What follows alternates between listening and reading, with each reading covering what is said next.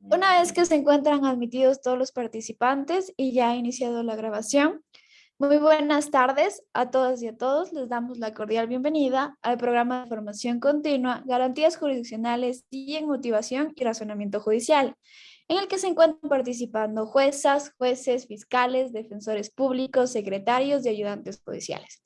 Este programa de formación continua se lleva a cabo gracias a la articulación interinstitucional entre la Escuela de la Función Judicial del Consejo de la Judicatura y el Centro de Estudios de Difusión del Derecho Constitucional, SEDEC de la Corte Constitucional. A quienes vienen participando desde el módulo 1, les recordamos visitar nuestra aula virtual, donde podrán encontrar los videos de las ponencias, material de lectura y la evaluación por módulo. Si no recuerdan su contraseña, por favor pueden enviarnos un correo electrónico a escuela.judicial@funcionjudicial.gov.es para resetear la misma. Antes de iniciar, me permito realizar algunas recomendaciones.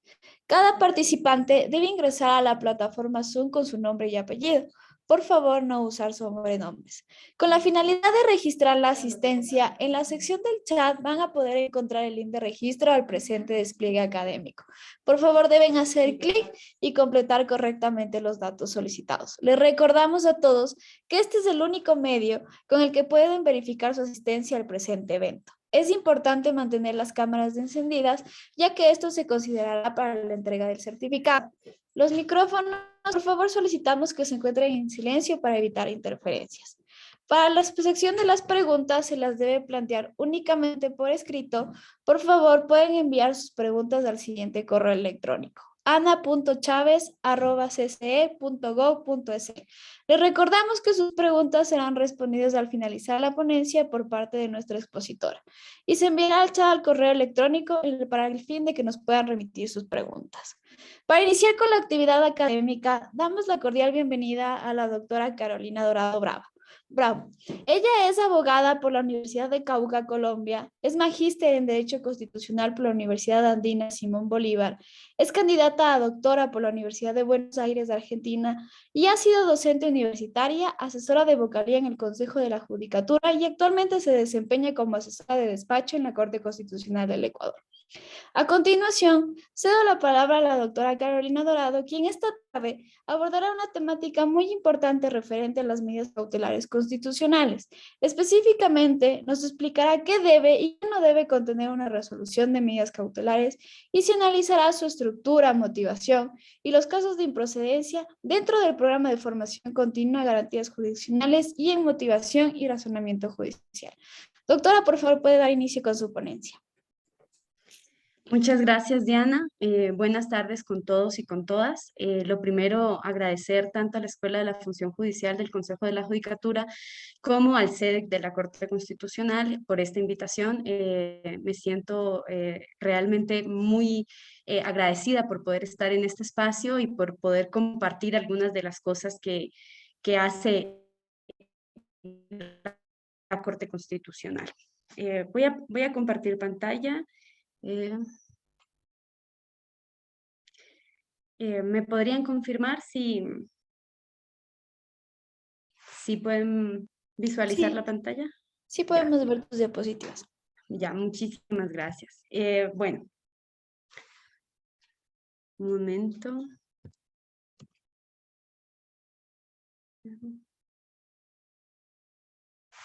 Listo. Bueno, tal como ha mencionado Diana, la idea hoy es continuar un poco con el tema de medidas cautelares constitucionales que vienen trabajando desde la semana anterior. Entonces, tenemos que he denominado a esto la parte 2 y al principio quisiera como abordar qué hacen las medidas cautelares desde un elemento gráfico, digamos. De ahí quisiera como realizar algún recuento, un breve, súper breve recuento de lo que ustedes hicieron o vieron la semana anterior, específicamente en lo que tiene que ver con lo procesal. De ahí quisiera trabajar el tema de la resolución de las medidas cautelares, la improcedencia de estas medidas cautelares, en qué momento son improcedentes, la improcedencia de las acciones extraordinarias de protección en contra de las resoluciones de las medidas cautelares y la improcedencia de la acción de incumplimiento como medida para hacer cumplir una resolución de medidas cautelares. También hay un tema final que es como una sentencia muy reciente de la Corte Constitucional. Esto es un pan caliente recién salido del horno. Es una sentencia que se emitió la semana anterior, que es la 964-17EP. Entonces, no está, digamos, aquí en el contenido, pero también quisiera abordar esta sentencia. Les agradecería que me ayuden transmitiendo el video. Se procede. Gracias.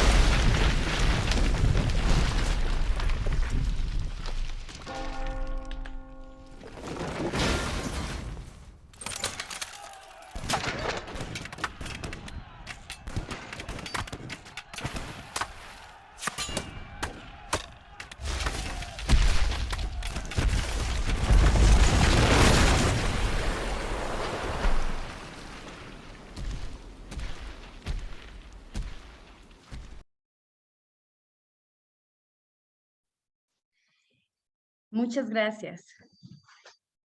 Bueno, vuelvo a compartir pantalla.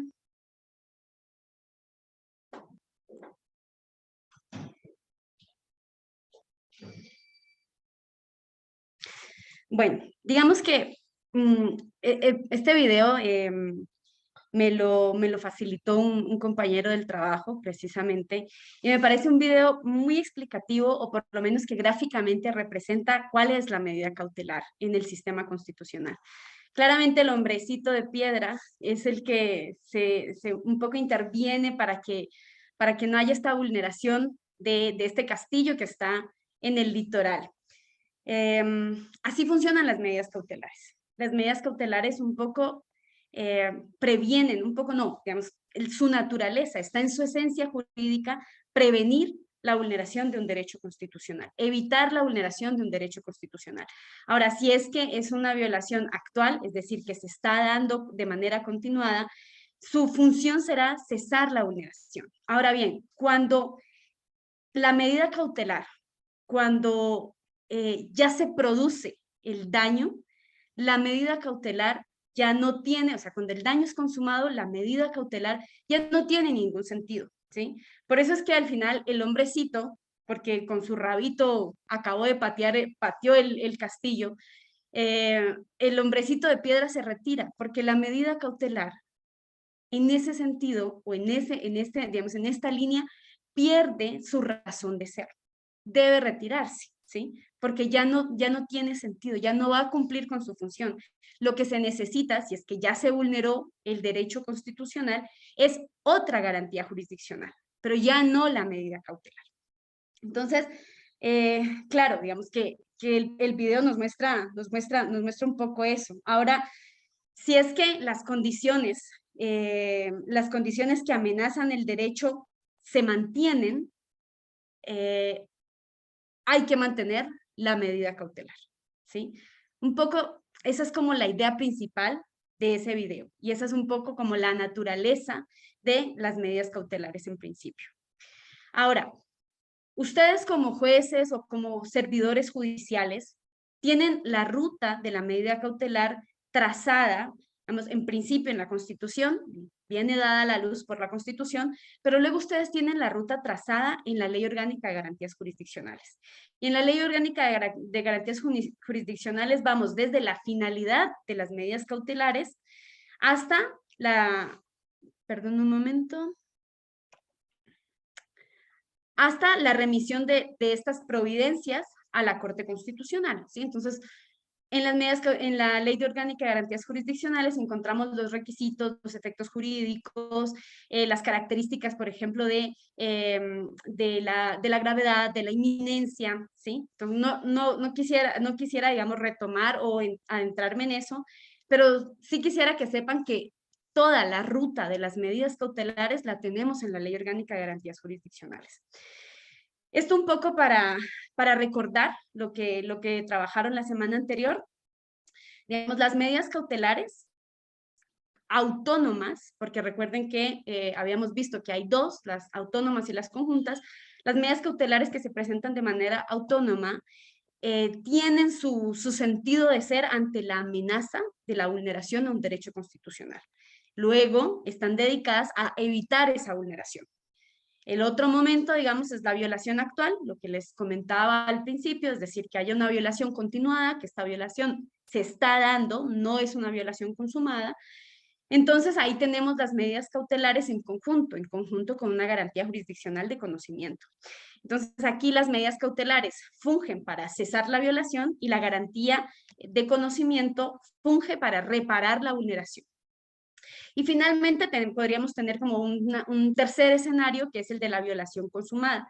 Aquí tenemos única y exclusivamente las garantías de conocimiento, y su finalidad constitucional es reparar las violaciones que se hayan dado.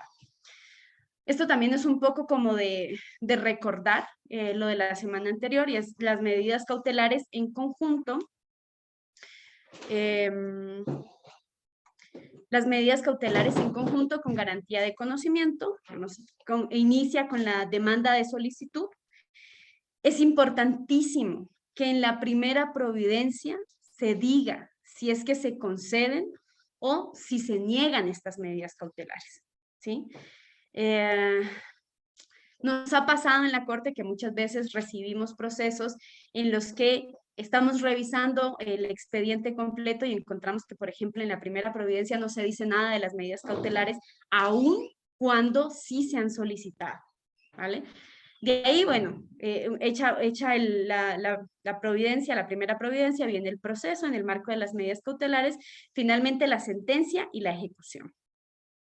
Ahora, las medidas cautelares autónomas también inician con la solicitud de las medidas, y aquí pueden ocurrir dos cosas.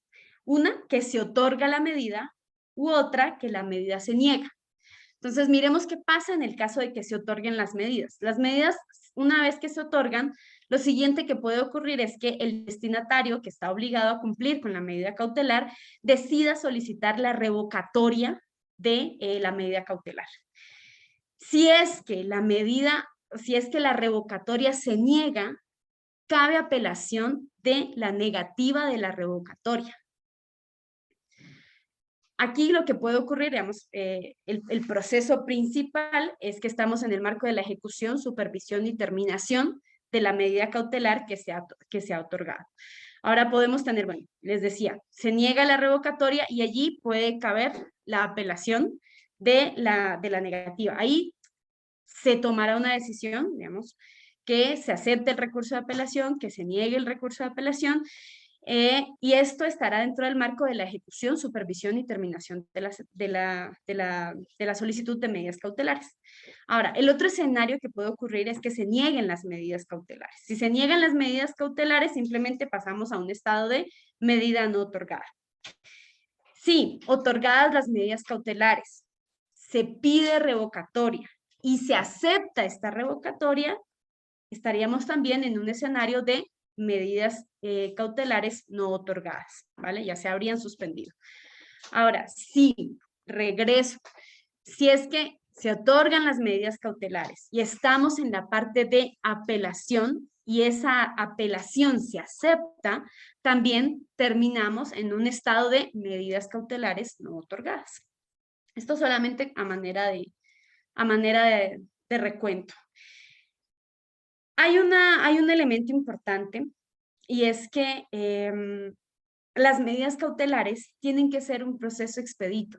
Es decir, es esto que se dice tantas veces, y es prima facie, tenemos que ver que se podría evitar la vulneración de un derecho. ¿Qué implica esto? Que al ser un proceso expedito, los jueces tienen la obligación de obrar en el marco de esa urgencia que requiere la protección de un derecho constitucional. Claro, la Ley Orgánica de Garantías Jurisdiccionales prevé la posibilidad, por ejemplo, de hacer audiencia en el marco de una medida cautelar. Ahora, la pregunta aquí sería, bueno, ¿realmente necesito esa audiencia para comprobar que hay un humo de buen derecho allí? Porque lo que le pide la medida cautelar no es que digan si se vulneró o no un derecho constitucional, sino si prima facie puede haber eventualmente o puede estar amenazado ese derecho constitucional, ¿sí? Entonces, claro, recuerden ustedes, si me presentan una medida cautelar, seguramente esta persona necesita una protección rápida, urgente. Si yo me pongo quizás a pedir pruebas, tal vez vuelvo lento el proceso de protección de derechos constitucionales. Por eso hay que, digamos, evaluar muy bien y de manera rápida, ¿sí? La posibilidad de hacer esta audiencia o no, qué tanto se necesita o qué tanto puedo perjudicar la protección del derecho constitucional. O cuando pido pruebas, una vez que se ha presentado la medida cautelar, no es que esto esté prohibido por la ley orgánica, pero este afán de proteger los derechos constitucionales realmente exige que yo pida esa prueba, porque recuerden ustedes que después tenemos la posibilidad de la revocatoria, es decir, después la parte que está obligada a cumplir con las medidas puede decir, oiga, mire, señor juez, señora jueza, no es necesario. Y allí ustedes pueden ver, porque allí esa parte tendrá que aportar pruebas de si se necesita o no continuar con el cumplimiento de esa medida cautelar como medida para proteger un derecho constitucional. Bueno, ahora, ya entrándonos a la materia que nos corresponde esta semana, yo quisiera como contarles cuál va a ser un poco la dinámica. Hemos hecho como una recopilación de algunas sentencias constitucionales, entonces yo les voy a ir comentando detalladamente de qué se trata la sentencia constitucional, un poco los considerandos de esta sentencia constitucional y a qué conclusión llegaron, ¿vale? Les aviso porque tal vez puede resultar un poco arrullador este proceso, pero resulta importante a efectos de conocer cuáles son las líneas jurisprudenciales actuales de la Corte Constitucional en el ámbito de las medidas cautelares. Entonces, ya sé, muchos estarán pensando, bueno, dijo las líneas cautelares, las líneas jurisprudenciales actuales y justo tenemos una sentencia del 2014. Además de que hemos hecho un barrido de estas sentencias, estamos presentándoles sentencias claves con las cuales se inician estas líneas jurisprudenciales también. Entonces, la sentencia 110-14 CEP-CC, esta es una sentencia en donde, digamos, viene del conocimiento de una negativa del recurso de apelación presentado en contra de la negativa de una revocatoria de medidas cautelares. La pretensión de las medidas cautelares consistió en que el SRI evitara cobrar el anticipo de un impuesto a la renta. Esto es lo que se pide en la medida cautelar. Le dicen, oiga, señor SRI, o oiga, señor juez, le pedimos que el SRI no nos cobre el anticipo del impuesto a la renta. ¿Qué ocurrió aquí en estas medidas cautelares? Las medidas cautelares se concedieron y se dispuso que el SRI no cobrara o no realizara el cobro del anticipo del impuesto a la renta hasta que la Corte resolviera una acción pública de inconstitucionalidad que se había presentado en contra del artículo 41 del régimen tributario interno. Esa fue la decisión de la Corte, esa fue la decisión de la autoridad judicial que resolvió las medidas cautelares. En contra de esta decisión de medidas cautelares, se presentó una revocatoria, una solicitud de revocatoria, y esta solicitud de revocatoria fue negada.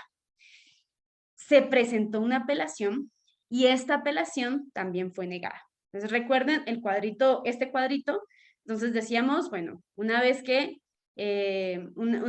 se niega el recurso de apelación, hay que continuar en el marco del proceso de ejecución, supervisión y terminación. Entonces, aquí en este caso que les estoy presentando, el recurso de apelación fue negado.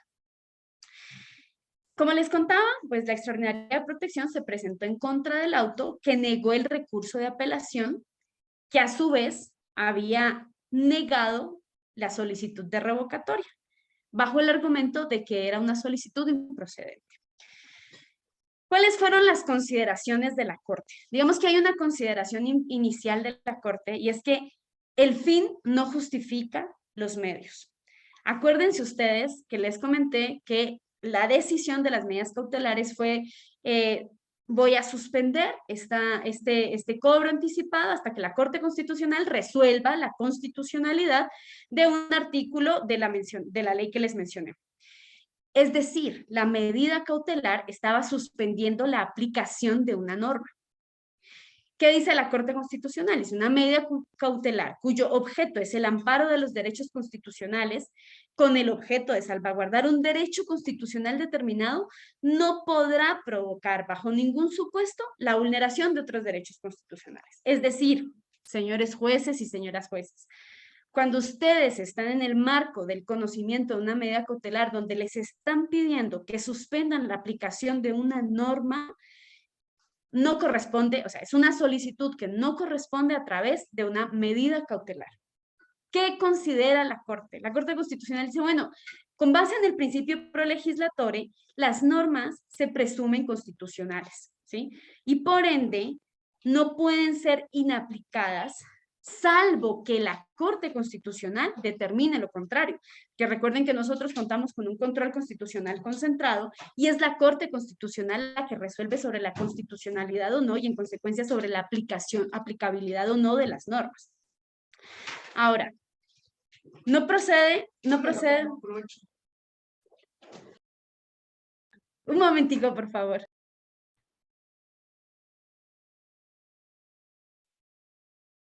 Ahora, no procede la inaplicabilidad de una norma, entonces, salvo que sea en el marco de la presentación de una acción de inconstitucionalidad ante la Corte Constitucional, ¿sí?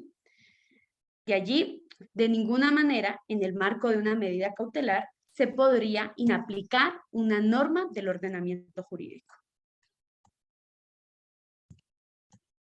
Ahora, ¿quién puede suspender la aplicación de una norma? Bueno, pues lo habíamos acabado de ver, la aplicación de una norma puede ser suspendida por la Corte Constitucional y todo esto en armonía con el control constitucional concentrado del que veníamos hablando. Ahora, ¿cuáles son los efectos de inaplicar una norma en el marco de una medida cautelar? Esto, de acuerdo a lo explicado por la Corte Constitucional, implica que al inaplicar una norma del ordenamiento jurídico, los jueces estarían incurriendo o arrogándose funciones que no les han sido asignadas ni por la Constitución ni por la ley. Y esto implicaría una vulneración del derecho a la seguridad y a la tutela judicial efectiva. En consecuencia, digamos, la conclusión de todo esto es que la suspensión de los efectos de una disposición jurídica rompe con el principio de presunción de constitucionalidad del que gozan las normas. Razón por la que el ordenamiento jurídico, para proteger, digamos, esta armonía del ordenamiento jurídico, le ha atribuido esta potestad de manera privativa a la Corte Constitucional.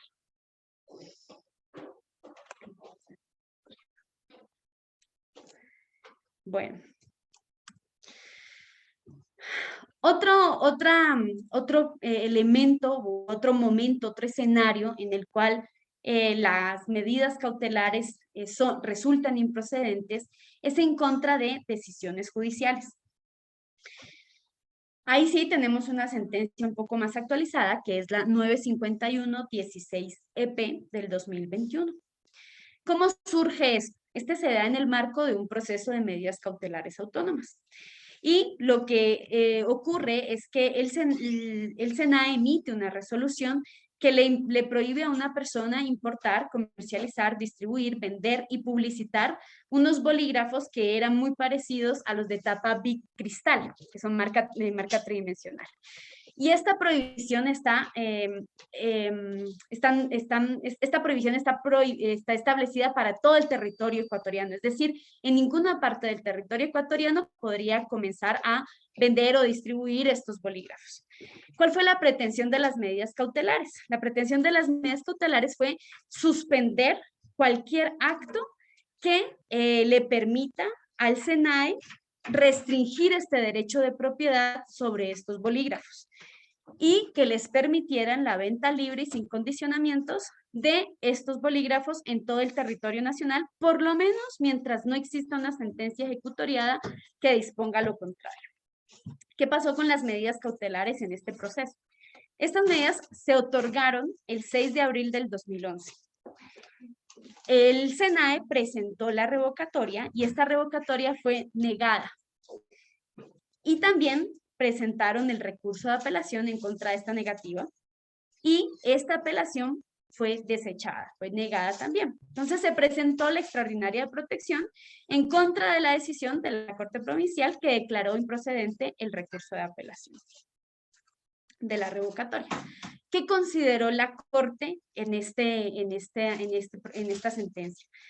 Digamos que esta sentencia la podríamos ver, podríamos ver un análisis dicotómico de la Corte Constitucional, y hace primero un análisis respecto de si esa decisión que se está impugnando a través de la extraordinaria protección es objeto de un análisis de esta garantía jurisdiccional. Entonces, miremos primero esta parte, ¿vale? Porque después hay como otro análisis o unas consideraciones adicionales específicamente respecto de las medidas cautelares. Entonces, lo primero que la Corte Constitucional dice es, esta resolución de medidas cautelares no es objeto porque no resuelve el fondo de las pretensiones con autoridad de cosa juzgada. Es decir, la decisión impugnada corresponde a una resolución de negativa del recurso de apelación interpuesto en contra de la negativa de una revocatoria de las medidas cautelares autónomas concedidas. Claro, aquí, digamos, al final lo que termina resolviendo es si las razones por las cuales se negó el recurso de apelación, si eran procedentes o no, pero no resuelve sobre el aspecto que da origen, digamos, o sobre lo que da origen al proceso, que es esta prohibición que establece el SENAE de vender bolígrafos en todo el territorio nacional. De ahí entonces que no resuelva sobre el fondo de las pretensiones con autoridad de cosa juzgada constitucional. El segundo elemento es que tampoco es objeto de la extraordinaria de protección porque no impide el inicio de un nuevo proceso. En este sentido, la medida cautelar supone una decisión provisional, una decisión temporal, que además de eso tiene la característica de que puede ser modificada cuando las condiciones que amenazan el derecho cambien, ¿sí?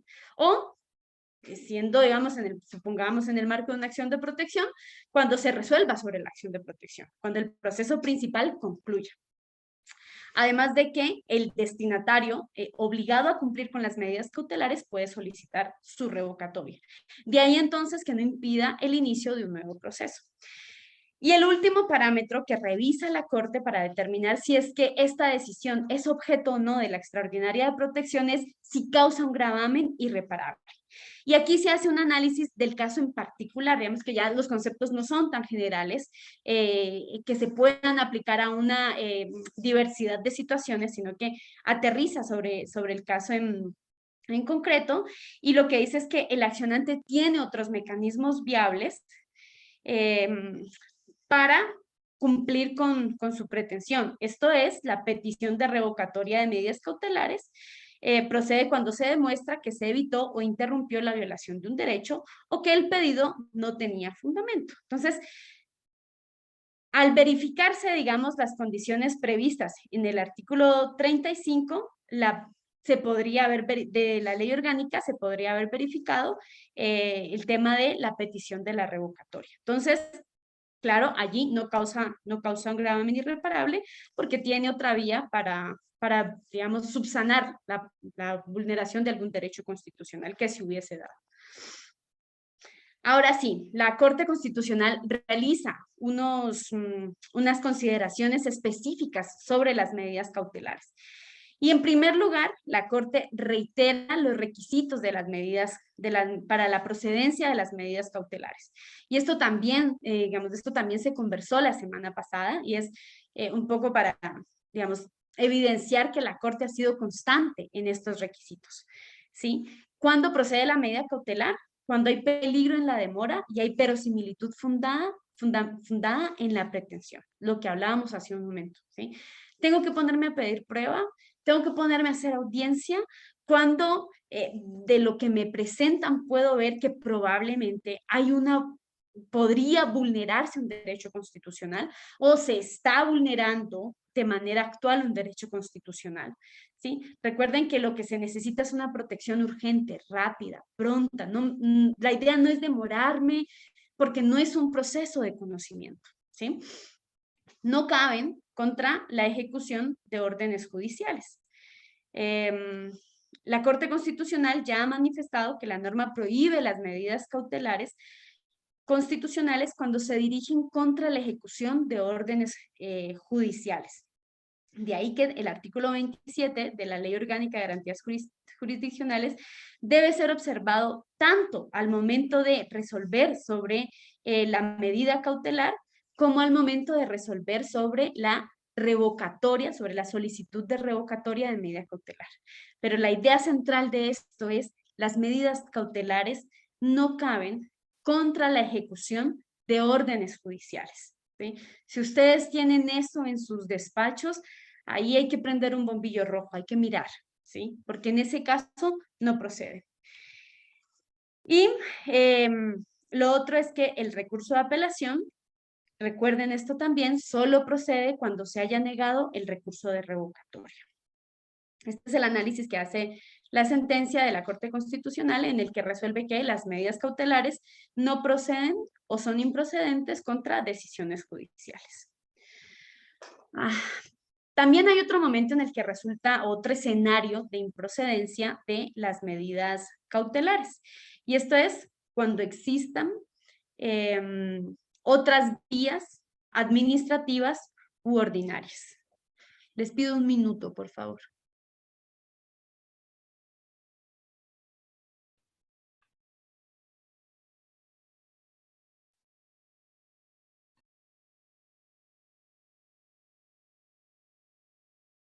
Bueno, disculpen ya. A veces de tanto hablar da un poquito de sed. Por eso extraño un poco que este tipo de eventos se puedan realizar presencialmente, porque también uno puede retroalimentarse de lo que le van contando en tiempo real. Pero bueno, entonces decíamos, el otro escenario es la improcedencia de las medidas cautelares cuando existan, digamos, otras vías administrativas u ordinarias, o sea, otras medidas cautelares en la vía administrativa u ordinaria. En ese sentido, la sentencia 613-IS del 2020, digamos, trae materializada la improcedencia. ¿Qué ocurrió en este caso? En este caso se presentó una acción de protección por parte de una universidad en contra del Ministerio de Finanzas porque necesitaban la partida presupuestaria para poder funcionar como universidad de ese año fiscal. En primera instancia, se acepta la acción de protección, y se presenta y se ordena que el Ministerio de Finanzas haga la transferencia de la partida presupuestaria correspondiente. En segunda instancia, en virtud de un recurso de apelación interpuesto por el Ministerio de Finanzas, se revoca la sentencia de primera instancia, ¿sí?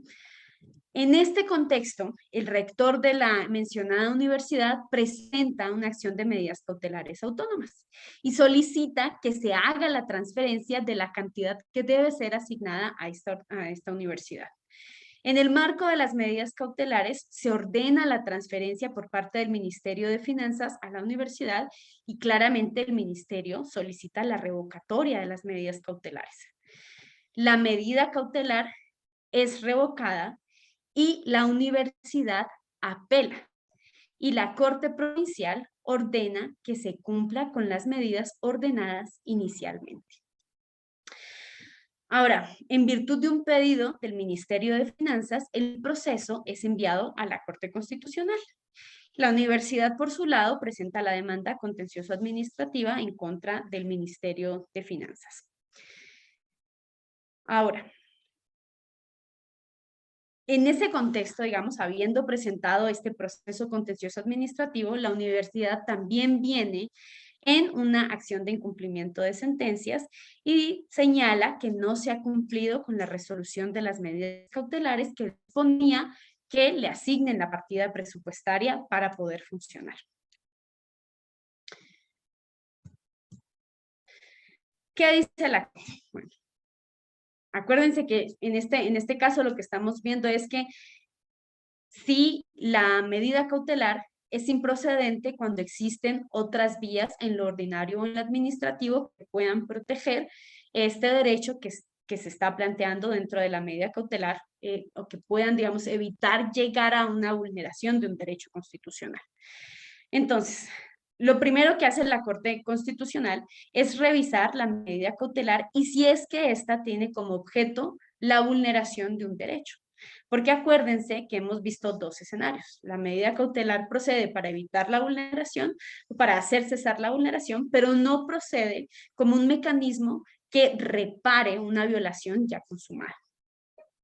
¿Qué revisa la Corte Constitucional en este caso? La Corte Constitucional revisa que, primero, el accionante presentó la acción de protección, ¿sí? Es decir, presentó inicialmente un proceso de conocimiento.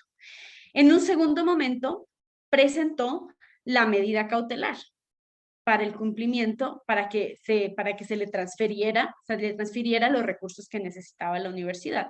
Hay un tercer momento en el que presenta ante la justicia contencioso administrativa el recurso correspondiente.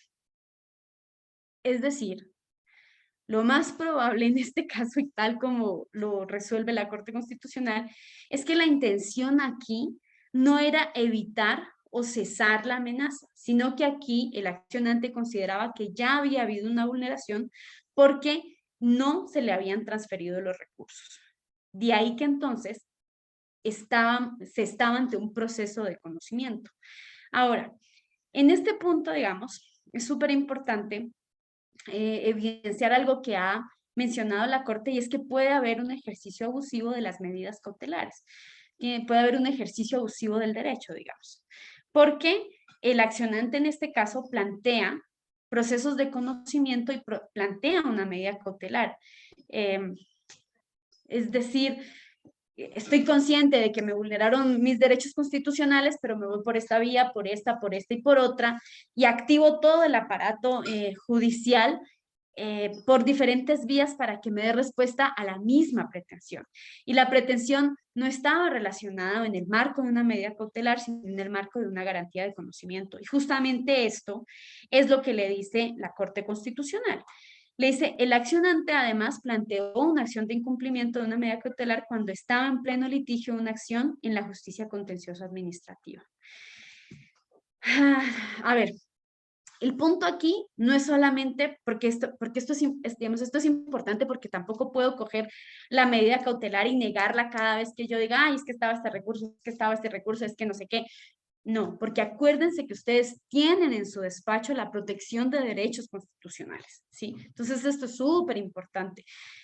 Lo esencial aquí es que la Corte verifica que lo que en realidad, digamos, que es claro, se materializa con la presentación de otros procesos, pero que lo que en realidad había era que el señor el accionante ya estaba alegando la vulneración de un derecho constitucional consumada, ¿sí? Y es por eso que la medida constitucional que las medidas cautelares no resultaban idóneas para proteger este momento en el que ya se encontraba, ¿sí? De la posible vulneración de un derecho constitucional consumado. Y claro, ¿qué es lo que apoya esto? La existencia de otros procesos de conocimiento, que son medulares, porque son lo que permite ver si es que la medida cautelar cumpliría alguna función en el marco de estos antecedentes. También, digamos, tenemos otro escenario y es la improcedencia de las medidas cautelares en la acción extraordinaria de protección. Aquí vamos a retomar la sentencia que habíamos visto inicialmente, la 110-14 CEP-CC, Y aquí en esta sentencia la Corte es muy explicativa porque plantea que las medidas cautelares tienen dos momentos, los que hemos venido hablando. El primero es antes, es decir, cuando exista una amenaza de violación a derechos constitucionales. Cuando estamos en este escenario, la medida cautelar está encaminada a evitar que dicha amenaza se convierta en una vulneración de derecho constitucional. Y el segundo escenario es cuando estamos en el durante, cuando la vulneración de derechos se está efectuando. Allí, el objetivo de la medida cautelar es cesar esta vulneración. Siendo así, este mecanismo constitucional de las medidas cautelares no implica un pronunciamiento sobre el fondo del asunto, ¿vale?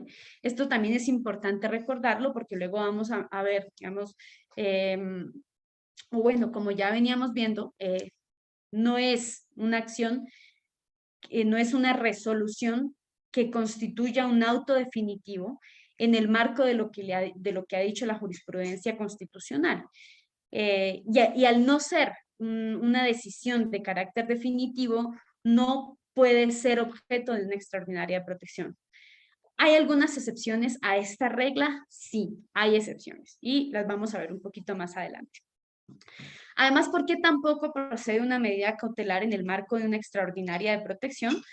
Porque acuérdense ustedes que en la extraordinaria de protección lo que se revisa es la vulneración de derechos constitucionales, digamos, llamémoslo de modo general, en decisiones judiciales, decisiones definitivas judiciales, ¿sí?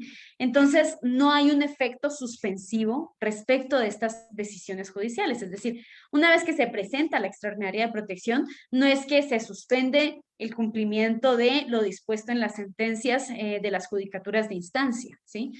O lo dispuesto por la Corte Nacional. No, eso se sigue cumpliendo. Luego, la medida cautelar, si se presenta, como ese es el objeto de la extraordinaria de protección, si la medida cautelar se presenta, por allí iría la pretensión de la medida cautelar, luego no cabe entonces en las extraordinarias de protección.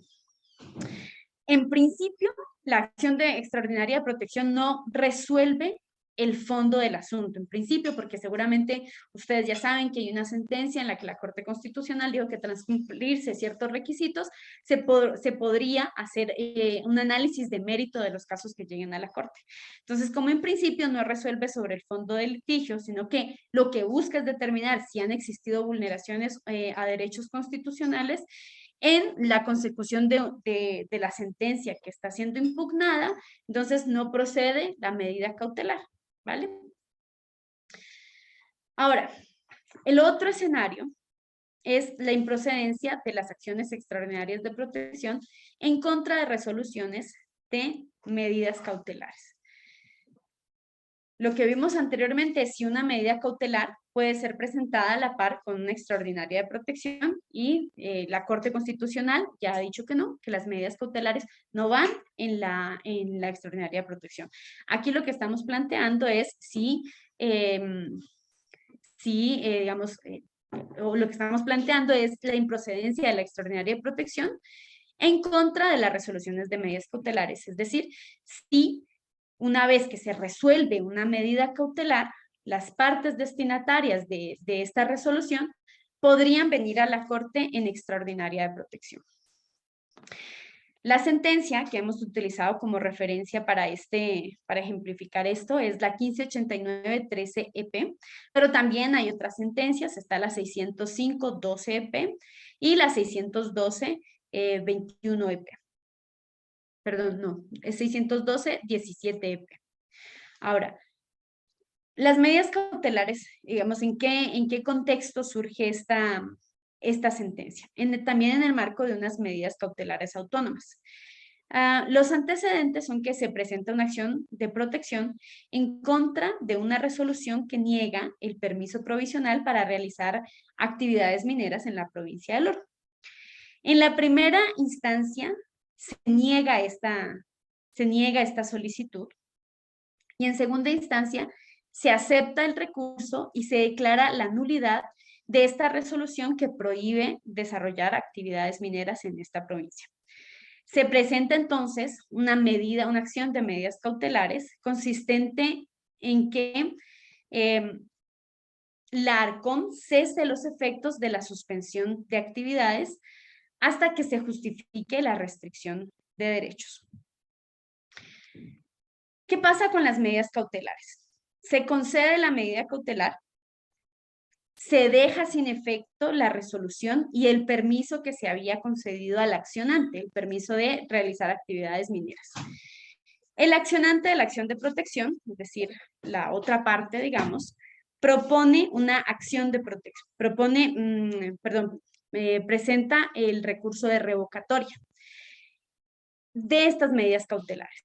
La revocatoria se niega y presentan apelación, y en el marco de la apelación se revocan las medidas cautelares. Entonces, el subsecretario del ARCOM presenta la acción extraordinaria de protección en contra del auto que en realidad habría revocado las medidas cautelares. ¿Qué dice aquí la Corte Constitucional? En sus consideraciones señala la Corte Constitucional que el otorgamiento de las medidas cautelares no constituye un prejuzgamiento sobre la declaración de la violación de un derecho constitucional, que era lo que habíamos venido hablando al inicio, y tampoco tiene un valor probatorio en caso de que hubiese un proceso o una garantía jurisdiccional de conocimiento, ¿sí? Entonces, lo que se resuelve en la resolución de medidas cautelares no constituye un prejuzgamiento y tampoco constituye prueba que pueda ser aportada dentro de un proceso de garantías de conocimiento. Al no constituir un prejuzgamiento sobre los derechos que se encuentran amenazados, no puede considerarse un auto de carácter definitivo. Y al no ser definitivo, no tiene sentido. Recuerden que les habíamos venido hablando de que la extraordinaria de protección procede contra decisiones judiciales de carácter definitivo. Entonces, al no ser definitivo, no es objeto, en la resolución de las medidas cautelares, no son objeto de la acción extraordinaria de protección. Otro escenario en el que las medidas cautelares resultan improcedentes es en las acciones de incumplimiento de sentencias constitucionales. Sin embargo, como les adelanté al inicio de la exposición, hay algunas excepciones, ¿sí? La primera excepción es cuando hay sentencias constitucionales contradictorias. Digamos, estos casos los podemos ver en la sentencia 6112-IS, también está en la sentencia 3812-IS y 3514-IS. ¿Cuál es el antecedente aquí? El antecedente es que un importador presenta en contra del SENAE una medida cautelar mejor dicho, a ver, perdón, me confundí un poco con los antecedentes. A ver, aquí lo que ocurre es que al importador le habían hecho una liquidación de tributos en el momento en el que estaba importando su mercancía. Y cuando hacen la liquidación de tributos, él presenta como una liquidación inicial y el SENAE le dice esta liquidación no es y le hace una rectificación de tributos, ¿sí? Entonces él presenta, y entonces aquí ya viene, presenta una medida cautelar. Y la medida cautelar consiste en que se deje sin efecto la liquidación de tributos realizada por el SENAE y que más bien se acoja la autoliquidación presentada por el importador. Las medidas cautelares son negadas y el argumento para negarlos es que existe una vía para fijar el tema tributario, el tema de liquidación de tributos. Al ser negada esta medida cautelar, se apela. Ahí creo que ya es posible que a ustedes se les pueda estar encendiendo un bombillito rojo procesalmente lo que tiene que ir ocurriendo con la medida cautelar, y se acordarán ustedes que habíamos dicho que la apelación procede cuando hay una negativa de la revocatoria de las medidas cautelares. Sin embargo, aquí entonces se niegan las medidas cautelares, se apela, y esta apelación acepta y deja sin efecto la declaración de impuestos del SENAE. y se vienen entonces, presentan una acción de incumplimiento de sentencias y dice, bueno, el SENAE no ha cumplido con la resolución establecida en las medidas cautelares, que es básicamente que no se haga el cobro que había previsto el SENAE, sino que se cobre lo correspondiente a la autoliquidación tributaria. ¿Qué hace la Corte Constitucional? La Corte Constitucional lo primero que tiene que determinar aquí es cuál es el objeto de una acción de incumplimiento. Entonces, la Corte lo que dice es, a través de las acciones de incumplimiento, lo que la Corte verifica de manera principal y lo hace además caso a caso es si la sentencia o dictamen constitucional ha sido cumplido. Luego, en una acción de incumplimiento no es que se van a dictar nuevas medidas, no es que se va a declarar la vulneración de derechos constitucionales en virtud de los hechos de origen, no va por ahí el tema de las medidas de la acción de incumplimiento de sentencias. Y dice, bueno, la razón de improcedencia de la acción de incumplimiento de sentencias frente a resoluciones de medidas cautelares es que el auto resolutorio dentro de un proceso de medidas cautelares autónomas no tiene por objeto la declaración de vulneración de derechos constitucionales, ni la declaratoria de inconstitucionalidades, ni tampoco ordenar medidas de reparación. Más bien su naturaleza, la de las medidas cautelares, es ser provisionales y revocables. Luego no son una acción o una garantía de conocimiento, ni constituyen un juzgamiento, y tampoco generan efectos de cosa juzgada. Dice la Corte, por lo que en principio la decisión cuyo incumplimiento se acusa no puede ser objeto de una acción de incumplimiento de sentencia, ¿sí? Entonces, la Corte lo que dice es, oigan, esta decisión podía ser revocada, esta es una decisión que no deja en firmes situaciones jurídicas, luego no puede ser, digamos, su cumplimiento exigido a través de una acción de incumplimiento de sentencias. La Corte Constitucional, quizás algunos recuerden, aquí se aparta del precedente jurisprudencial anterior, un poco con lo que les hemos mencionado, y dice, bueno, sostiene que la ejecución de una medida cautelar o decisiones provenientes de procesos de medidas cautelares autónomas no pueden ser objeto de una acción de cumplimiento, y aquí sí, salvo que existan sentencias contradictorias que impidan su ejecución, ¿sí? Y claro, esto está previsto en el 439 de la Constitución. Entonces, esta es la sentencia, digamos, donde la Corte Constitucional dice, no proceden medidas, no procede la acción de incumplimiento de sentencias en contra de o para el cumplimiento de resoluciones de medidas cautelares de manera general.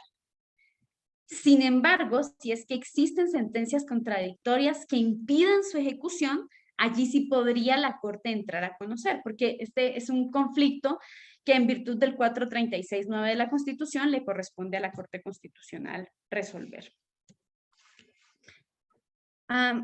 El otro escenario es la improcedencia de la acción de incumplimiento de medidas cautelares. Aquí continuamos con el análisis de la sentencia que les vengo mencionando, es decir, improcedencia de las acciones de incumplimiento de sentencias, excepto que estemos en un caso de sentencias constitucionales contradictorias. Entonces, la Corte Constitucional, digamos, hace unas consideraciones adicionales. Dice, la primera está en relación a que cuando el argumento central de la acción es la vulneración de derechos. Estos argumentos, decisiones y medidas no corresponden a la naturaleza de un proceso de medidas cautelares que tiene por objeto cesar la amenaza de afectación, más no reparar una vulneración de derechos ya materializada o consumada. Porque, ¿qué pasa aquí en estas medidas cautelares? En el momento en el que ya se le dice a la persona, tranquilo, que se acoja su resolución o que se acoja su autoliquidación tributaria, lo que le están diciendo al SENAE es, la liquidación que usted hizo no tiene validez en el campo jurídico. Entonces, lo que están declarando es nulo ese acto administrativo. Y esto corresponde, en realidad, a una garantía de conocimiento o dentro del proceso que corresponda, ¿no? Del proceso contencioso administrativo, contencioso tributario que corresponda. La medida otorgada debe ser cautelar y no de reparación. Porque si es que si establecemos una medida de reparación, lo que el juez está haciendo en el proceso de una medida cautelar es conocer el fondo del asunto, conocer si se ha vulnerado o no un derecho constitucional. Y al conocer eso ya se alejó por completo de una medida cautelar. Entonces, la Corte dice, se declaró la vulneración de derechos en el caso que estamos viendo y se ordenó dejar sin efecto un acto de la administración aduanera y continuar con la nacionalización de las mercancías. Esta medida no es provisional, ni temporal, ni instrumental, pues no fue una medida para asegurar luego el resultado de un proceso, ni tampoco tiene una duración determinada ni responde a las circunstancias, pues tal como fue concedida por la Sala es una medida definitiva, producto de una declaración de que se ha vulnerado derechos constitucionales, ¿sí? Este tipo de medidas donde dejamos sin efecto algún acto administrativo es una medida de carácter reparativo, ¿sí? Y al reparar, lo que estamos reconociendo es que hubo una vulneración de derechos constitucionales. Y esto no es algo que corresponda a una medida cautelar, ¿sí? En la medida cautelar, acuérdense que tienen que ser la medida tiene que ser temporal, tiene que ser provisional, no pueden ser medidas definitivas, ¿sí? Porque esto corresponde a las garantías de conocimiento. Luego, al haber hecho esto, incurrieron los jueces en una desnaturalización de las medidas cautelares, porque en el marco de una medida cautelar habrían declarado la vulneración de un derecho y además habrían dictado medidas de reparación. Entonces, este es el segundo análisis. Voy a retroceder en la diapositiva. Digamos, al igual que en la sentencia, en una sentencia que vimos anteriormente, la Corte también aquí hace como un análisis dicotómico y en el primero analiza estas cuestiones que parecieran principalmente de forma, ¿no? Determinar cuál es el objeto de la IS, determinar cuáles son las razones de improcedencia de la acción de incumplimiento de resoluciones de medidas cautelares y apartarse del precedente jurisprudencial. Y en este segundo momento, la Corte entonces ya entra a hacer como un análisis de la cuestión que le ha sido planteada. Hay otro escenario también en el que las medidas cautelares son improcedentes, o mejor dicho, perdón, de manera general, las medidas cautelares son improcedentes, pero hay otro escenario que marca la excepción, y es cuando exista un gravamen irreparable. Aquí la sentencia es la 3117 IS, que esta, digamos, lo que se plantea en esta sentencia, los antecedentes de esta sentencia es que un grupo de personas presentaron una medida cautelar en contra de la Universidad Estatal de Santa Elena. Los accionados en esta medida lo que piden es que, los accionantes de esta medida lo que piden es que los accionados, es decir, la universidad, confirme que recibió unas fotografías a fin de que los accionantes puedan participar en las elecciones de la universidad. ¿Qué se hace en el marco de las medidas cautelares? Se otorga la medida cautelar y al confirmar la recepción de las fotografías, lo que en realidad estaban planteando era que se confirme o que se permita su participación en las elecciones de la universidad. Entonces, con ello, al exigir que la universidad confirme si recibió o no las fotografías, termina por abrir el paso a que estas personas puedan participar en las elecciones de la universidad. Entonces se otorgan las medidas cautelares, se solicita la revocatoria y la revocatoria es negada. La universidad solicita la revocatoria y las elecciones, sin embargo, digamos, este caso resulta curioso porque no obstante, las elecciones se llevan a cabo sin la participación de los accionantes, es decir, no les permitieron participar en las elecciones que habían solicitado en las medidas cautelares. Luego, uno de los accionantes de las medidas cautelares presenta una acción de incumplimiento de sentencias por incumplimiento de lo dispuesto en la resolución de las medidas cautelares. Entonces, en las consideraciones, la Corte recuerda que hay dos excepciones en el marco de las cuales procederían las medidas cautelares. Entonces dice, este organismo ya ha señalado que no existe una prohibición absoluta de que una resolución de medidas cautelares autónomas pueda ser objeto de una acción de incumplimiento. En particular, cuando se trate de decisiones contradictorias, que fue las que vimos, la que vimos en la sentencia anterior, decisiones constitucionales contradictorias, o cuando se cause un gravamen irreparable. Un gravamen irreparable en el ámbito constitucional es todo aquel daño que no puede ser reparado a través de otra vía judicial, sino que solamente le queda la vía constitucional para ser reparada. Este requisito debe ser evaluado también cuando lo que se busca es la reparación y establecimiento de responsabilidades por el incumplimiento. ¿Qué hace la Corte primero? La Corte lo que hace es una constatación de que no hay un gravamen irreparable. ¿Y cómo lo hace? La Corte dice, bueno, se evidencia que las vulneraciones a los derechos de participación que las medidas cautelares pretendían evitar, presuntamente se consumaron. Aquí es posible que les haya hecho clic con lo que habíamos venido mencionando. Si ya se consumaron, lo que necesitábamos no era una medida cautelar. Necesitábamos una garantía de conocimiento. Porque éstas se habrían consumado en virtud del incumplimiento en la posibilidad de participar. Entonces ya se ordenó la medida cautelar, y ordenada la medida cautelar no se cumplió. ¿Cabía la IS? Bueno, habría que mirar, si es que tenemos un caso diferente, habría que mirar si había decisiones contradictorias de sentencias, habría que mirar si es que se producía un gravamen irreparable, pero en principio, si esas dos cosas no estaban, y lo que había era que un incumplimiento de esta resolución y se había consumado el daño o la vulneración del derecho constitucional, había que presentar una garantía de conocimiento.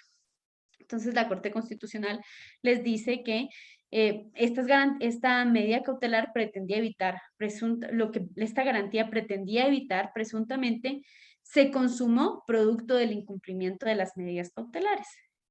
Estas no se han analizado dado que el accionante no presentó acciones de conocimiento en la vía constitucional, que es donde corresponde declarar si existió o no la vulneración a derechos constitucionales. ¿Cómo revisa la Corte la configuración de un gravamen irreparable para saber si es que esta es una de esas excepciones en las que se podría revisar el cumplimiento de una resolución de medidas cautelares en el marco de una acción de incumplimiento? Y es, al existir una vía adecuada y eficaz para evitar las posibles vulneraciones de derechos, esta Corte no encuentra un gravamen irreparable y por tanto no procede a pronunciarse sobre el fondo del caso. Recuerden que les había dicho que cuando estamos frente a un gravamen irreparable, cuando no tengo ninguna otra vía para reparar, ¿sí?, el daño que ya se haya causado. Pero aquí la misma Corte les dice, bueno, ustedes contaban con las garantías de conocimiento, las garantías constitucionales de conocimiento para revisar si es que producto del incumplimiento de la resolución de las medidas cautelares se vulneró o no un derecho constitucional.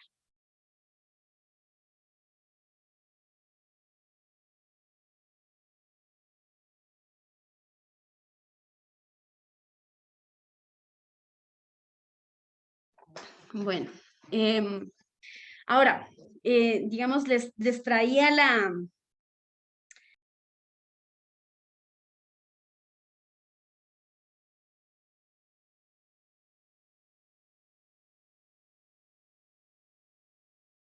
Su micrófono, Carolina. Muchas gracias. Bueno, ahora digamos, vengo con la última parte de la presentación y es esta sentencia de la que les había hablado al inicio de la presentación, que es un pan caliente. Está recién salida del horno esta sentencia. La expidió el Pleno la semana pasada y es la sentencia 964-17-EP. ¿Sí? ¿Qué pasa en esta sentencia? Pilas a los antecedentes procesales, porque es justo aquí donde se enciende el bombillo rojo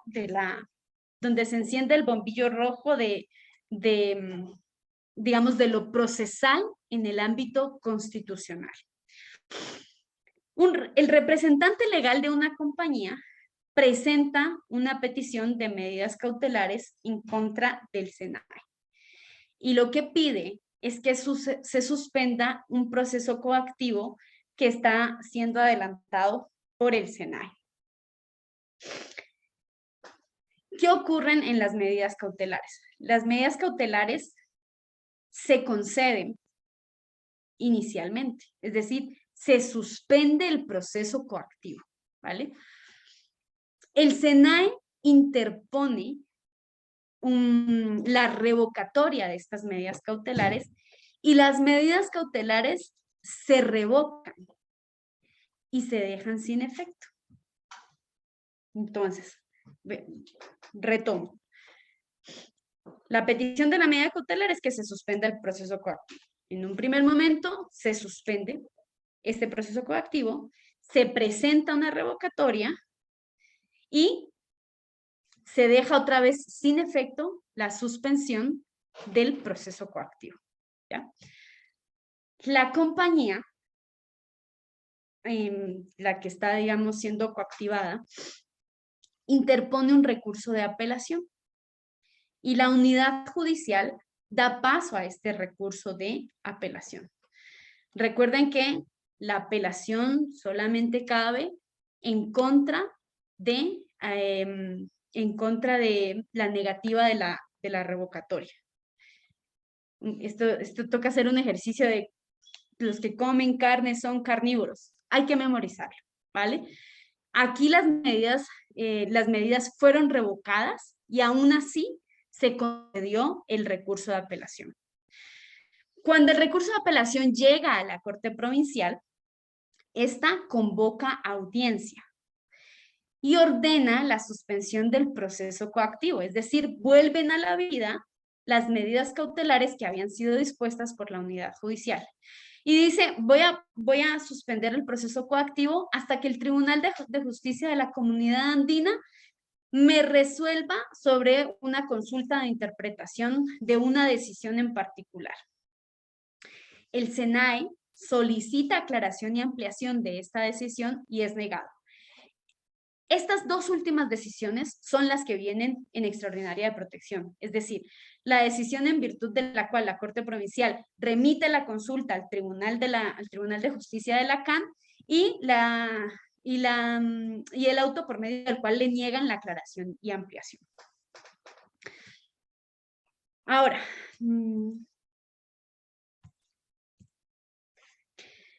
¿qué consideraciones hace la Corte Constitucional? Bueno, entonces, respecto de las decisiones judiciales impugnadas, claro, ustedes, digamos que lo que les tiene que estar haciendo ruido en la cabeza es, pero lo que hemos venido viendo es que estas decisiones no serían objeto porque no son definitivas, ¿sí? Entonces, la Corte Constitucional lo primero que hace es analizar esto. Dice, dado que estos autos constituyen decisiones emitidas en el marco de un proceso de medidas cautelares constitucionales, no tienen carácter definitivo, por cuanto no resuelven el fondo de las pretensiones con autoridad de cosa juzgada material, ni constituyen un pronunciamiento final sobre la materialidad de las pretensiones que conformaron la litis. Entonces, primero, la Corte Constitucional dice, y señores, esto no es objeto.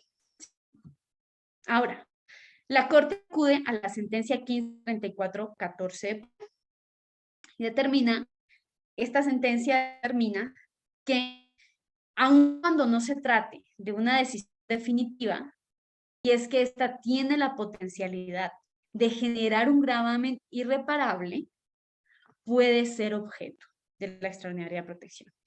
Y la Corte dice, bueno, miremos si es que aquí hay un gravamen irreparable, o por lo menos si es que lo que ocurrió tiene la potencialidad de generar un gravamen irreparable.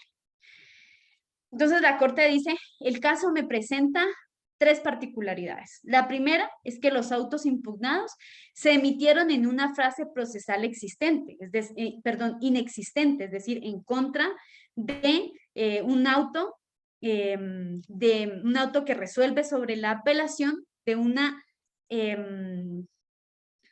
la revocatoria, y no de la revocatoria negada, sino de la revocatoria concedida, ¿sí?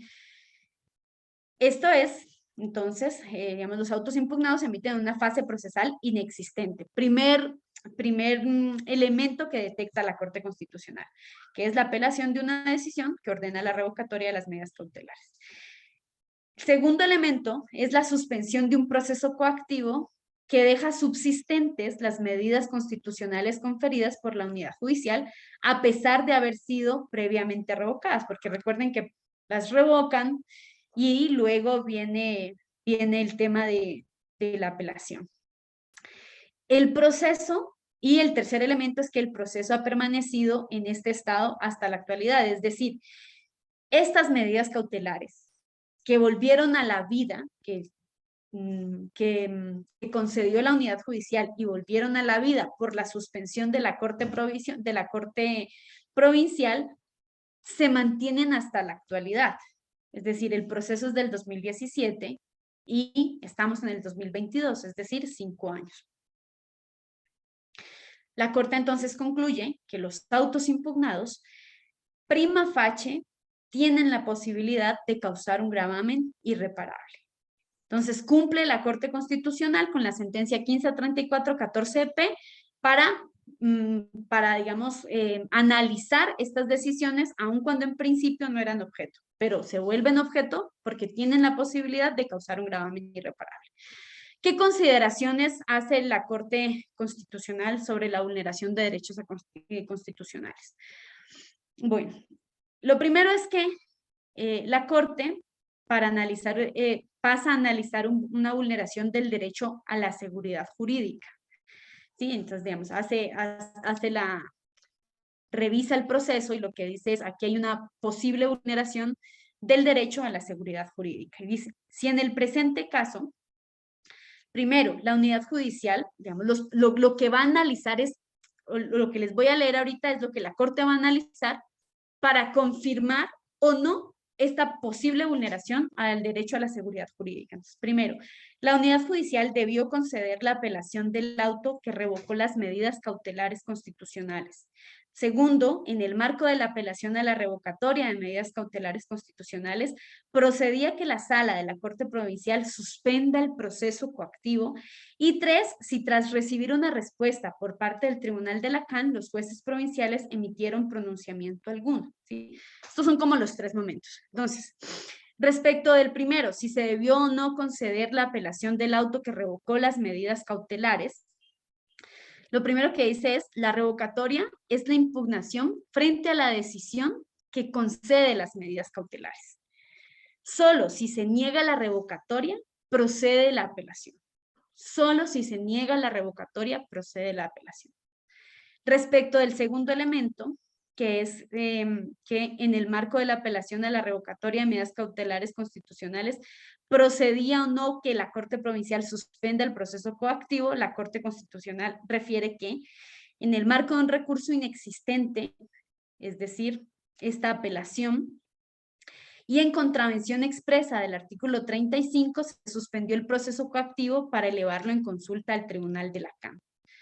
La Corte Provincial ordenó la suspensión del proceso coactivo en el marco de una acción que no constituye un procedimiento de fondo y en contravención a la naturaleza simple, ágil y de única instancia que caracteriza un procedimiento de medidas cautelares. Por lo tanto, afectó la seguridad jurídica.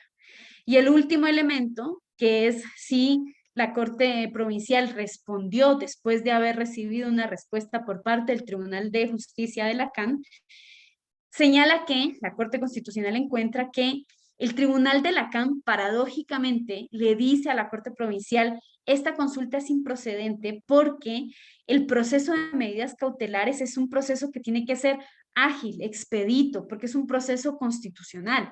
Y en ese sentido no procede que nosotros hagamos la interpretación. Eso le contesta la Corte Provincial. Y allí se quedó. Entonces, la Corte detecta que la Corte Constitucional detecta que la Corte Provincial no dio una respuesta y eso, ya les decía, hasta el momento, es decir, habiendo transcurrido más de 5 años. Lo cual desconoce el carácter temporal revocable de las medidas cautelares, a su vez que desnaturaliza estas garantías jurisdiccionales. Esto en relación con con esta sentencia y con los antecedentes procesales, ¿vale? O, digamos, y los considerandos de la Corte Constitucional. Ahora, hay otros temas en esta sentencia, y es que la Corte Constitucional hace esta previa al Consejo de la Judicatura, y es que declara que hay un error inexcusable por parte del juez de la unidad judicial. ¿Por qué? La Corte hace un análisis minucioso y detallado de lo que pasa en este caso. Entonces, respecto a la unidad judicial, dice: se incurrió en un error inexcusable porque la concesión del recurso de apelación interpuesto respecto de la revocatoria de estas medidas, al ser un recurso no previsto en el artículo 35, constituye una actuación que se halla fuera de las posibilidades interpretativas de este artículo y, por tanto, resulta en una equivocación grave y jurídicamente injustificable, vinculada a aspectos sustantivos de la causa, de ahí el error inexcusable. En tal virtud, la Corte Constitucional declara que el juez de la unidad judicial incurrió en error inexcusable al inobservar el artículo 35 de la Ley Orgánica de Garantías Jurisdiccionales y como consecuencia ocasionó un perjuicio a la administración de justicia y a los justiciables. Similar análisis desarrolla la Corte respecto de las actuaciones surtidas por parte de los jueces de la Corte Provincial. Y aquí vuelve y analiza los 3 parámetros que habíamos visto anteriormente, ¿no? Y correspondía devolver la causa, o sea, ¿qué era lo que tenía que hacer la Corte Provincial frente a la luz verde al recurso de apelación que dio la unidad judicial? Lo que tenía que hacer era devolver la causa y no continuar con la tramitación. Los jueces, por haber admitido, por haber continuado este proceso inexistente, es que los jueces incurren en un error inexcusable. Aquí es importante porque lo otro que se pueden estar planteando es, bueno, pero si es que concedemos el recurso, estamos garantizando el derecho a recurrir. Puede ser una buena intención, pero es que no es así como lo establece el ordenamiento jurídico. Y cuando no obramos en el marco de lo que establece el ordenamiento jurídico, se afecta el derecho a la seguridad jurídica. La certeza de las partes que están interviniendo en este proceso se ve afectada. No conocen qué es lo que les van a aplicar. Y esto fue lo que le pasó al SENAE cuando se aceptó este recurso de apelación y además se llamó audiencia en este recurso de apelación. El segundo elemento es: la Corte observa que al suspender el proceso coactivo para remitirlo en consulta al Tribunal de Lacan, los jueces de la Corte Provincial incurrieron en un juicio erróneo, grave y dañino, que terminó por desnaturalizar las medidas cautelares constitucionales al ordenar sin competencia alguna la suspensión del proceso coactivo. Y es que, claro, la desnaturaliza porque ya les he dicho insistentemente, fueron 5 años en las que esa causa se quedó allí, o sea, el Tribunal de Justicia de Lacan contesta diciendo: oigan, saben que estamos en un proceso de medidas cautelares, aquí tal vez que no procede que yo responda, sino que ustedes resuelvan, y esto se queda allí 5 años. Y el tercer elemento que revisa la Corte es: este organismo observa que al pronunciarse sobre la respuesta remitida por el Tribunal de Lacan, a pesar de que se había suspendido un proceso coactivo a la espera de dicha contestación, los jueces de la Corte Provincial incumplieron su deber constitucional de debida diligencia en el trámite procesal. Los 2 primeros fueron de error inexcusable. Más aún, considerando el trámite especial y prioritario que debe darse a las medidas cautelares constitucionales. Entonces, en este último, la Corte determina que hubo una manifiesta negligencia por parte de los jueces de la Corte Provincial. En conclusión, ¿qué no puede hacer una resolución de medidas cautelares? Primero, pronunciarse sobre la sobre la existencia de la vulneración. Acuérdense, jueces, que cuando ustedes están en el marco de una medida cautelar, no corresponde determinar si se vulneró o no derechos constitucionales, porque no es eso lo que está siendo sometido a conocimiento. Lo que quieren es una protección de derechos constitucionales que probablemente requiera ser atendida con urgencia. Lo otro es actuar sobre violaciones consumadas. No procede, ya no. O sea, si hay una violación consumada, ustedes tienen la posibilidad de convertir la medida cautelar en acción de protección, redireccionarla. Acuérdense, la jurisprudencia lo ha establecido. pero no se pronuncian en el marco de una medida cautelar, no establecen medidas reparatorias en el marco de una medida cautelar. Condicionar la duración de la medida cautelar a la presentación de otra acción. Es decir, le pongo aquí hasta que usted presente o hasta que se resuelva. No, ¿sí? Eso no procede a través de una resolución de medidas cautelares. Dictar medidas que vulneren otros derechos. Acuérdense, si es que me están pidiendo que suspenda la aplicación de una norma en la que la Corte Constitucional está conociendo la acción de inconstitucionalidad, pero no ha resuelto, no, tampoco va a través de una medida cautelar. Dictar medidas que se opongan directamente al ordenado en otra garantía. Acuérdense, digamos, esta contradicción de sentencias. No puedo, a través de una medida cautelar, resolver algo distinto a lo que se resolvió ya en otra garantía jurisdiccional. Y las extraordinarias de protección sobre resoluciones en medidas cautelares en principio no caben, salvo las dos excepciones que les mencioné. De allí, una vez que ustedes procedan a conocer la medida cautelar, es evitar o hacer cesar la vulneración de derechos constitucionales. Y les agradezco mucho por la atención que me han prestado. Espero que esta charla les oriente, les sirva, así sea un granito de arena, les sirva en el trabajo que ustedes a diario hacen, porque son ustedes los que en realidad se ven enfrentados a resolver si es que la medida cautelar es me la presentaron para que resuelva sobre la vulneración de un derecho constitucional o para evitar o cesar la vulneración de un derecho constitucional. Y yo sé que esto a veces no es fácil, ¿sí? Entonces, en esa medida, espero que las charlas que han tenido sobre medidas cautelares contribuyan en algo a la gran labor que ustedes desarrollan. Con eso termino. Gracias. Muchísimas gracias, doctora Carolina Dorado, por su explicación sobre las medidas cautelares constitucionales, sobre todo esta segunda parte y todo lo que tiene que ver con sus presupuestos procesales. Les recordamos a los participantes que en la sección del chat podrán encontrar el link de registro de asistencia al presente despliegue académico. Por favor, les rogamos hacer clic y completar los datos solicitados. A continuación, vamos a leer las preguntas que han sido enviadas al correo electrónico y serán respondidas por nuestra ponente el día de hoy, la doctora Carolina Dorado Bravo. Doctora, la primera pregunta es la siguiente. ¿En qué casos la resolución de medidas cautelares podría ser analizada en el marco de una acción extraordinaria de protección y por qué?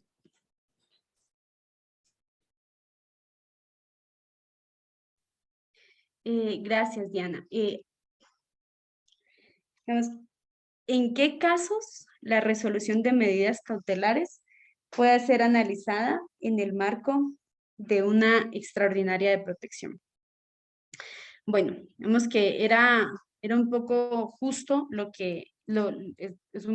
justo lo que acabamos de ver al final, y es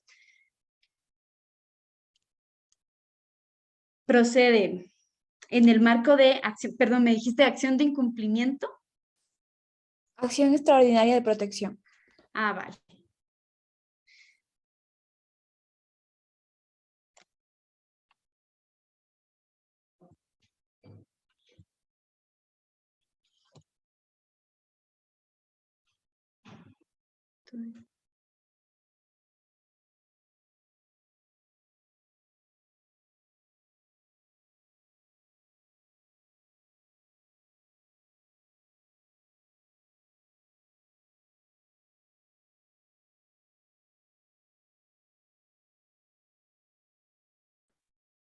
No te Diana, escuchamos, te está Diana, silenciado.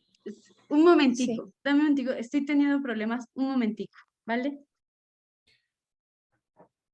Mientras, Perfecto. Dianita. Antes de que, hasta que se solvente el inconveniente que tiene nuestra ponente del día de hoy, vamos a recordar la temática de la próxima semana. La próxima semana vamos a abordar el habeas corpus como una garantía jurisdiccional. Vamos a analizar su naturaleza. Entonces esperamos que todos ustedes su presencia el próximo miércoles para abordar esta temática tan importante como lo es la acción de habeas corpus.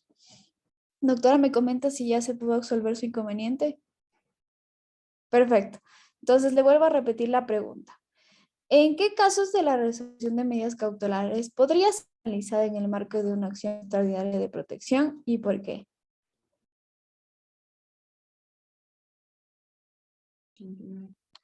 Ya, a ver, entonces recuerden, en principio las medidas cautelares o la resolución de medidas cautelares no puede ser analizada por la Corte Constitucional en el marco de una extraordinaria de protección, ¿sí?